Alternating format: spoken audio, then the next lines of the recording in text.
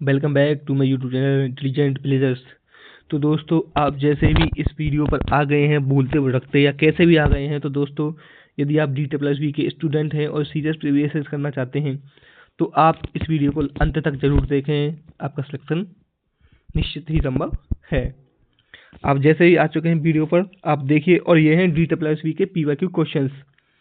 ठीक है, आप जाके मिला लेना। आपको यदि ऐसा लग रहा हो कि नहीं भाई ये नहीं है, PDF बना के तब लेके आया हूँ मैं, ठीक है ना, क्योंकि उसमें से आपको आंसर की उत्तर देखेंगे आप, फिर कोई मजा नहीं है पढ़ने में। तो देख लीजिए दोस्तों, अब चलते हैं क्वेश्चन नंबर उस पे फर्स्ट पे। तो 2025 आर्चरी वर्ल्ड कप का फाइनल में ज्योति सूर्यवेन्नम ने कांस्य पदक किसके खिलाफ जीता?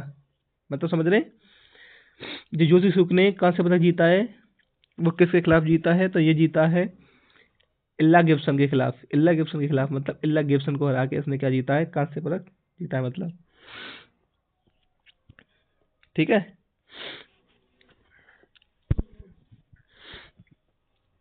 मतलब ये विजयी रही होंगी, इसको कांस्य पदक मिला है। ठीक है, कौन सी रक्त वाहिका फेफड़ों से ऑक्सीजन युक्त रक्त हृदय तक ले जाती है? कौन सी रक्त वाहिका फेफड़ों से ऑक्सीजन, मतलब जो हमारे फेफड़ों से ऑक्सीजन ले जाती है, ऑक्सीजन युक्त रक्त हृदय तक ले जाती है। ठीक है ना, जो ऑक्सीजन युक्त रक्त है वो फेफड़ों से ले जाती है। ठीक है, तो कौन सी ले जाती है? तो ये ले जाती है पल्मोनेटरी वेन। कौन ले जाती है? पल्मोनेटरी वेन।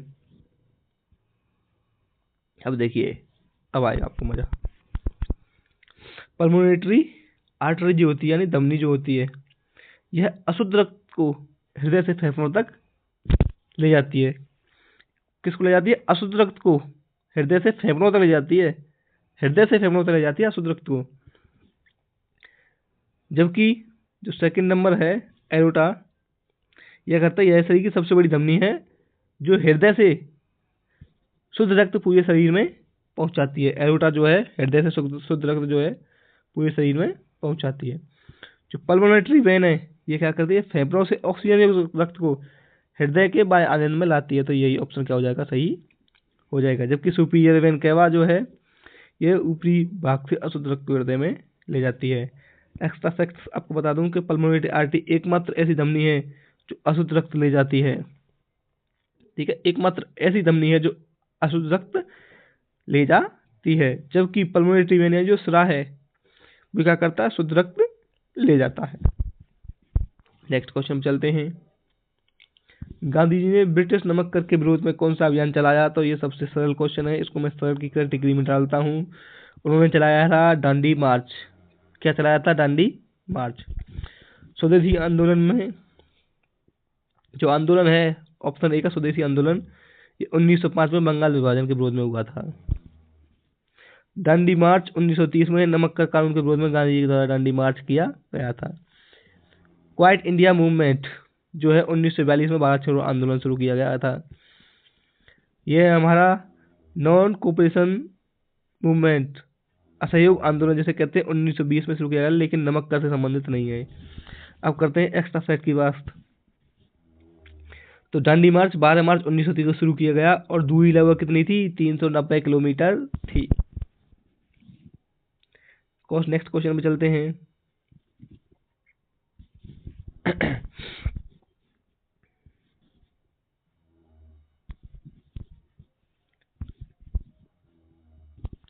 अठारह में कित्तूर में ईस्ट इंडिया कंपनी के खिलाफ विद्रोह किस रानी ने किया?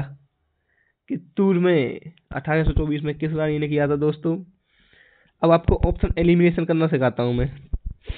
पहला ऑप्शन है रानी लक्ष्मीबाई। तो भाई रानी लक्ष्मीबाई झांसी की थी, कित्तूर बहुत दूर है, ये साउथ का सा नाम लग रहा है, तो रानी झांसी की तो होगी नहीं।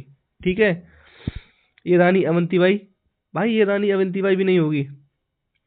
रानी अवंतीबाई लोधी नाम सुना, तो ये तो नॉर्थ में थी, जबकि ये तो कित्तूर नाम साउथ का है। रानी दुर्गावती और रानी चेन्नम्मा।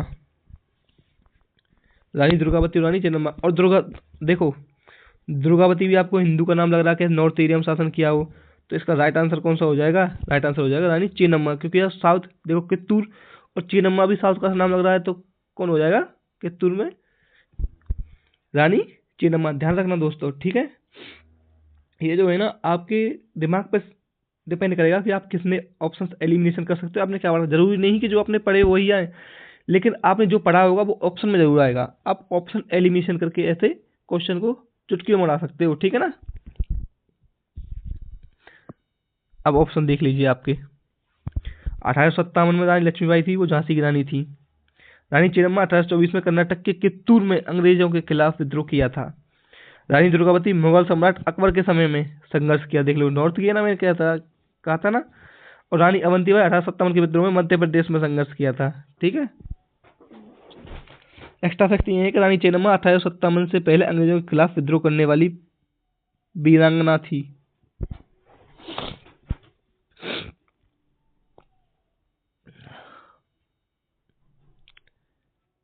नेक्स्ट क्वेश्चन, जितना अधिक उतना बेहतर मानव विकास के लिए विकास सूचकांक पर लागू होता है।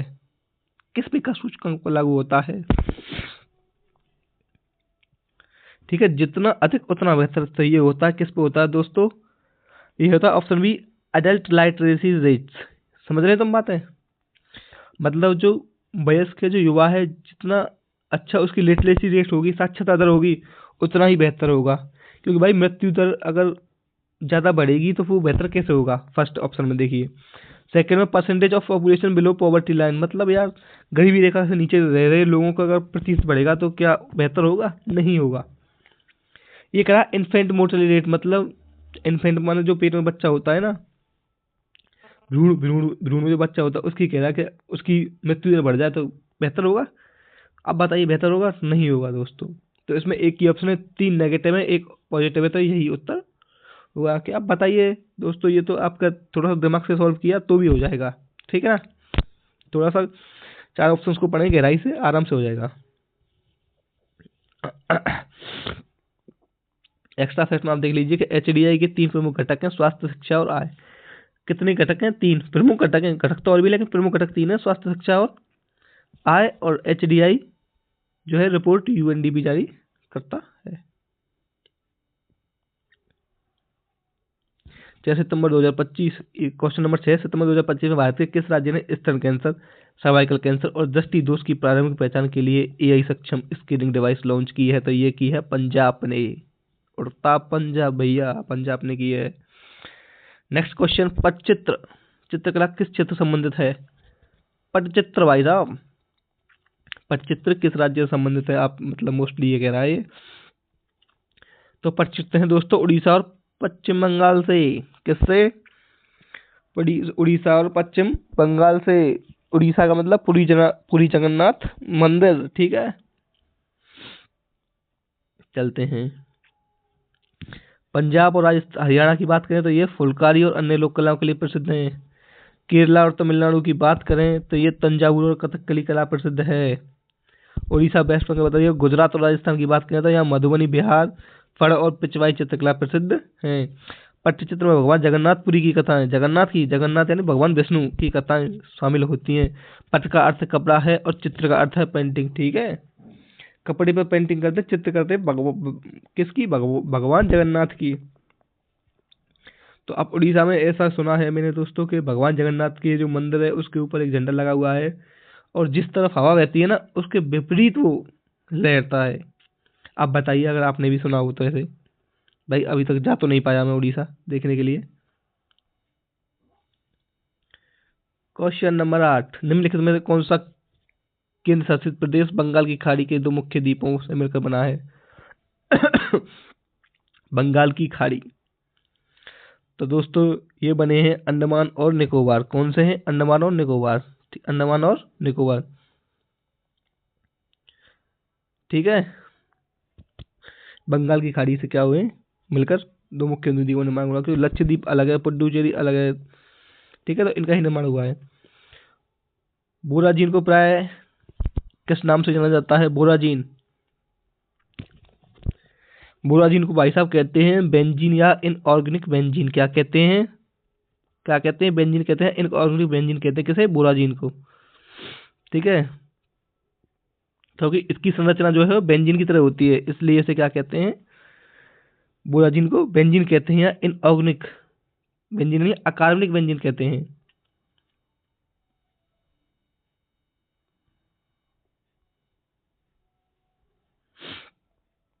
क्वेश्चन नंबर 10, गंगा क्षेत्र में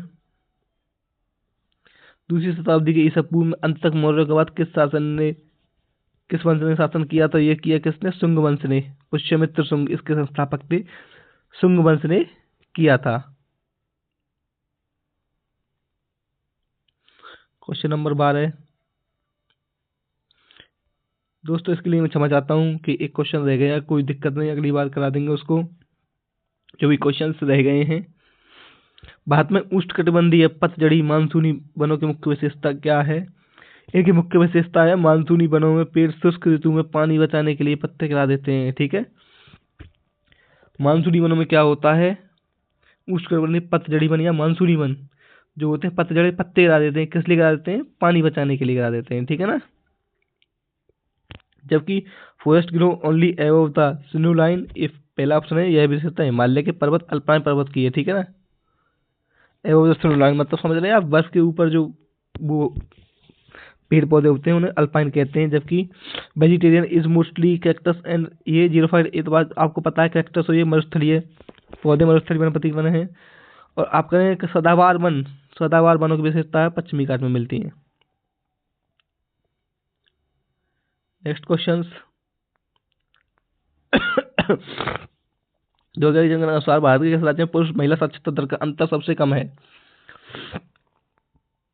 अगर आपसे पूछे 2011 में साक्षरता के अनुसार पुरुष महिला साक्षरता दर का अंतर सबसे कम कहाँ पे है? केरल में। सबसे अधिक साक्षरता दर केरल में। सबसे अधिक लिंगानुपात केरल में कितना है? 1084। अभी हमने पढ़ा था 1084। अगर आपसे पूछे, ये तो कह रहा है कि सबसे कम है, अब यहाँ पे आपसे पूछ ले कि सबसे ज्यादा, क्या पूछ ले? सबसे ज्यादा पूछ ले तो वो होगी राजस्थान। पुरुष और महिला की साक्षरता दर में सबसे ज्यादा जो अधिक अंतर है ना, वो कहाँ पे मिलेगा? राजस्थान में मिलेगा। सबसे कम अंतर कहाँ पे है? केरल में। ठीक है, कहाँ पे है? केरल में। भारतीय संविधान का कौन सा अनुच्छेद जीवन और व्यक्तिगत स्वतंत्रता का अधिकार प्रदान करता है? तो यह है आर्टिकल 21। आंख बंद करके ठोक दो, आर्टिकल 21। ये रहा आर्टिकल 21। आर्टिकल 14 विधि के समक्ष समानता। आर्टिकल 21 को संविधान की आत्मा भी कहा जाता है और इसमें शिक्षा का अधिकार आर्टिकल 21 से जोड़ा गया है। आर्टिकल 19 बिल्कुल गलत है, 6 प्रकार के वाक अभिव्यक्ति और आदि की स्वतंत्रता देता है। ठीक है। आर्टिकल 14 समानता का अधिकार। ठीक है, आर्टिकल 14 समानता का अधिकार, जबकि आर्टिकल 32 है संवैधानिक उपचारों का अधिकार है, सुप्रीम कोर्ट जाने का अधिकार देता है। ठीक है।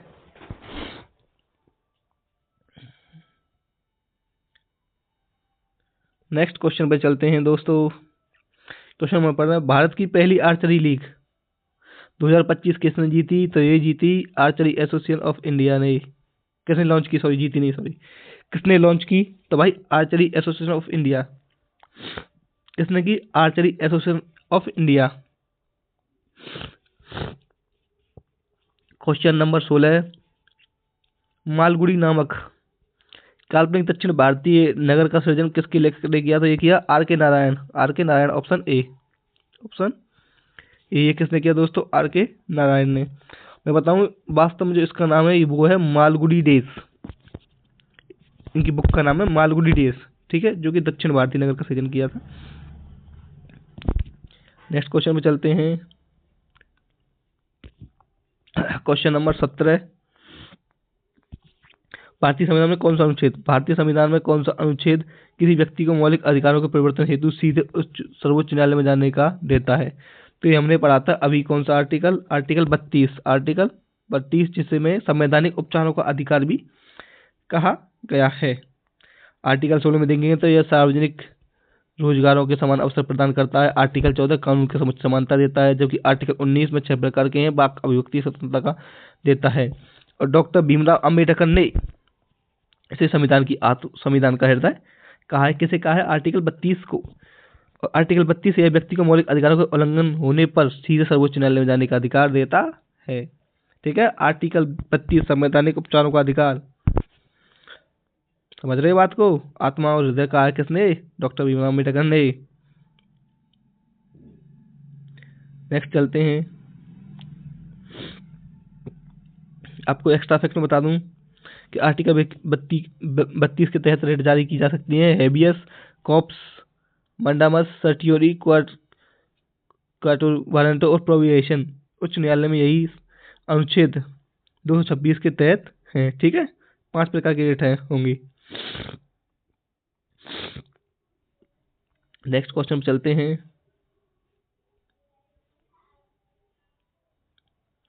अरुणाचल प्रदेश में अक्टूबर 2025 भारत की पहली वाणिज्यिक कोयला खदान किस शहर में उद्घाटित की गई? तो ये की गई नामचिक नाफुक। कहाँ पे की गई? नामचिक नाफुक में। कहाँ की गई? नामचिक नाफुक में की गई। ठीक है, सितंबर करंट के क्वेश्चन को तो क्या व्याख्या कर रहा हूँ दोस्तों। सितंबर 2025 में एम्स रायपुर द्वारा कौन सी सुविधा की गई जिसके माध्यम से भारत के पहले सरकारी अस्पताल बना? तो उसमें की गई थी रोबोटिक सर्जरी फैसिलिटी। ठीक है, कहाँ पे की गई थी? एम्स रायपुर। एम्स रायपुर में की गई थी। अब बताइए आपका नेक्स्ट क्वेश्चन, लास्ट क्वेश्चन, 1921 में भारत के विदेशी मुद्रा स्थिति सुधारने के में किस सुधार ने महत्वपूर्ण भूमिका निभाई? 1991 का जब लाइब्रेराइजेशन उदारीकरण का दौर था तब की बात कह रहे हैं। तो तब देखना दोस्तों, ऑप्शन ही करा है नेशनलाइजेशन ऑफ बैंक्स। बैंक्स का राष्ट्रीयकरण किया गया, तो दोस्तों गलत है, क्योंकि बैंक का राष्ट्रीयकरण 1969 में और 1980 में किया गया था। ठीक है ना। एक हाइगर एमएसपी फॉर क्रॉप्स, तो भाई जो एमएसपी होती है मैक्सिमम सपोर्ट प्राइस, भाई ये किसी से संबंधित है, उदारीकरण से संबंधित नहीं है। थर्ड कह रहा है कि रिजर्व फॉर स्मॉल इंडस्ट्रीज के, भाई स्मॉल इंडस्ट्री के लिए कोई चीज रिजर्व है तो वो औद्योगिक पॉलिसी हो जाएगी। कह रहा है डिवैल्यूएशन ऑफ रुपीस ही हो जाएगा भाई, क्योंकि मैंने कहा था निजीकरण उदारीकरण से संबंधित है, सॉरी। तो भाई 1991 में जो डिवैल्यूएशन हुआ था ना, मतलब मुद्रा का अवमूल्यन हुआ था, जिससे निर्यात बढ़ा और विदेशी मुद्रा भंडार में क्या हुआ? सुधार हुआ। ठीक है, और आर्थिक सुधार नीति 1991 में लाइब्रेराइजेशन, प्राइवेटाइजेशन और ग्लोबलाइजेशन की शुरुआत हुई। उस समय भारत में गंभीर संतुलन भुगतान से गुजर रहा था। तो दोस्तों धन्यवाद। कैसी लगी वीडियो आपको हमारे कमेंट में बताएं। और जैसा कि मैं आपसे डेली एक क्वेश्चन पूछता हूं, किसी किसी दिन नहीं पूछता, लेकिन आप जवाब नहीं देते हो तो फिर मेरा मन नहीं करता है पूछने का। ठीक है, तो मैंने कल भी आपको बताया था और आज मैं एक क्वेश्चन पूछा हूँ कि जो मैं बता चुका हूँ पढ़ाता हूँ, वही क्वेश्चन पूछ रहा हूँ मैं। तो आप बताइए कि जो जीएसटी है, जीएसटी ना, जीएसटी, ठीक है, जीएसटी नाम सुन रहे हो, तो जीएसटी सबसे पहले किस राज्य में लागू की गई? ठीक है, जीएसटी सबसे पहले किस राज्य में लागू की गई, आपको ये बताना है। ठीक है, धन्यवाद।